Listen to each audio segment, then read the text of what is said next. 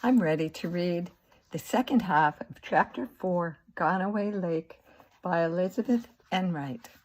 And in the last section, Pindar and Mrs. Cheever were thinking about Gone Away Lake and how they'd come back years later expecting to find just mud, but they found a beautiful swamp. And it is beautiful in an odd way, but you have to learn how to see it, is what Mrs. Cheever says. How about those man-eating mosquitoes, though, brother? Inquired Julian, lapsing into his family manners for a moment and scratching at his bitten shin bones. An elbow is a terrible place to have a mosquito bite. Oh, they wearied of us after a while, said Mr. Peyton. Time came when we were an old story to them, and they wouldn't bother to bite us anymore. Now, Pin, you know full well it was because of my anti-pest decoction. I experimented, she explained to the children. I boiled poison roots and pennyroyal and horse balm and anything else I could think of. I tried out different combinations till at last I struck upon one that caused any approaching mosquito to change its mind. I was the proving ground, said Mr. Peyton, helping himself to a little more mead. I wonder how many human beings have voluntarily rubbed their skins with a solution of boiled skunk cabbage and wild garlic. That particular one seemed to fascinate the mosquitoes. They visited me in conventions. But it was all in a good cause. Minnie's AP decoction really did the trick. I wish you wouldn't call me Minnie, said Mrs. Cheever absently. Yes, my brother said that if we bottled and sold it, we could make a fortune. But I said, fortune? For pity's sake. Money coming in, folks coming in, why, we'd have to change our ways, wear up-to-date clothes and write business letters and all. No, thank you, I said. I like my swamp. I like my life, what Pindar calls my hermitude. And she was quite right, said Mr. Peyton. Our life suits us. We want no change, except that it would be a pleasure to have callers like yourselves drop in oftener. Thank you, sir, said Julian, courtly once more. But now I'm afraid we really must be going. He began hanging his possessions onto himself again. This time Portia was given the butterfly net to carry. He would not trust her with the precious jar. I think he did before. Portia did not want to leave. I've had a lovely time, she said, shaking Mrs. Cheever's hand regretfully. She even dropped a curtsy, a tribute of deference that she considered idiotic and usually forgot. But Julian's manners were infectious.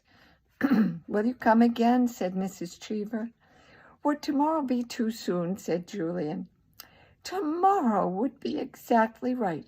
I'll show you my bog garden if the day is good. As they left the house, the old screen door tingled softly behind them. Somewhere a mourning dove was cooing and cooing. It had an evening sound. Golly, it is late, Julian said. It'll take us hours to get home. No, I know a quicker route. Follow me, said Mr. Pindar Peyton. He trotted ahead of them past the old houses. Very old they looked in the late afternoon lights. Doors gaped, showing darkness beyond. Jags of window glass flickered like fire. Swifts circled the chimneys. That one's mine, said their leader, gesturing toward the last house at the far end of the settlement. It was almost as run down as the rest, though neater. There were chickens strolling about there, too, and they saw a healthy vegetable garden with green wigwams in it. Beyond, near the woods, there was a series of what seemed to be rather untidy wooden boxes set up on props. Hives, explained Mr. Peyton. Apartment houses for bees. Show you tomorrow. As they rounded the far end of the swamp, Portia noticed the dark tuft at its center, which must, she thought, be Cranny Crow. That's Cranny Crow Island, said Mr. Peyton, as if her thoughts had been spoken. Must be 60 years since I've set foot on it. Tarkin, Tuckertown, and I camped out there once, but... Tarkin! Did you say Tarkin, sir? Cried Julian. Why, yes, said Mr. Peyton, stopping and turning to look at him. I suppose it is a fairly unusual name. Tarkin et Pindar, chanted Julian, watching Mr. Peyton. Lapis Philosophorum, the something or other of July, 1891. I beg your pardon?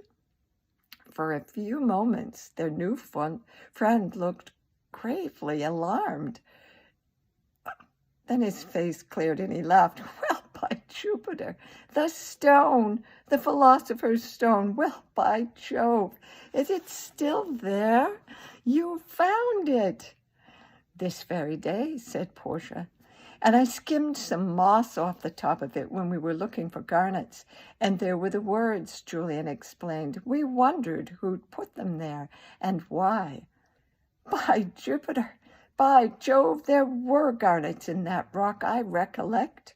These words, those words were carved the summer that Tark and I... But no, we'll save this story for another time.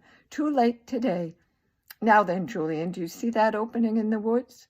The place that looks like a road? Yes, and for the very good reason that it is a road. It was a road once. A wagon road over the ridge. It's overgrown now, but you can still follow it. You'll come out on Creston Turnpike, but the hazel bushes have grown high at that end. Mark them well. From the turnpike, the old wagon road is completely hidden. Wouldn't easily find it again myself if you weren't certain of the spot. Might be a good idea to leave a marker there. On the turnpike, bear left, and you'll be home in 15 minutes. Thank you, sir. Thank you, sir, said Portia. Oh, and another thing, warned Mr. Peyton. On the turnpike, watch out for the machines. They go by as if they're late for Judgment Day. We will. Goodbye. Goodbye. Goodbye. Portia and Julian toiled up the stony old road, up and up and up, and then across the brambled ridge and down the other side. Loose stones rolled under their feet and briars caught at their clothes. High up, the sun still slanted through the treetops, but down below the air felt damp and cool. Already they could hear the swish of cars along the turnpike. Julian's jingling had a weary sound, and Portia thought she might be growing a blister on her heel. I liked today, Julian said. I liked them. I loved them, said Portia. I was just thinking, though, Julian continued. Then he stopped, examined a black birch beside the rutted path, and with great care and deliberation selected a twig.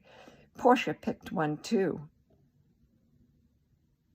Thinking what, for heaven's sake, she demanded finally, just as he wanted her to.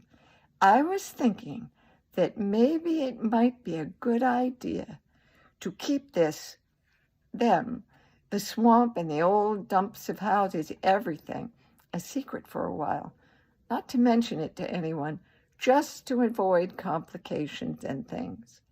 Yes, let's have it a secret for a while. I don't see why not, do you? Portia felt a faint doubt, but was able to smother this quite comfortably and quickly. We won't lie about it or anything, I mean, just sort of keep it quiet about it, right? Right, said Portia. And that's the end of the second part of Chapter 4. I have to caution you again, though, that it's not a good idea to keep secrets from adults, but this is a story, and it's okay in this story. Thank you.